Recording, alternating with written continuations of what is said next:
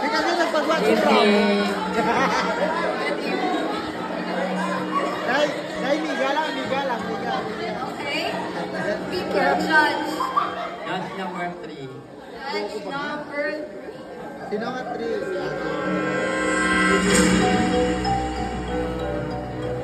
Kung ikaw ang mapatay, o madura sa kalibutan, sino ang gusto mong maabad kanimo?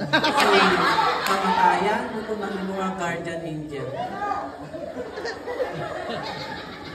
Kung ako mapatay, ang gusto ko maabad ang akin ng guardian angel. Para may mag-agubay ka na pasaka sa langit. That's all that I say. Wow, so short!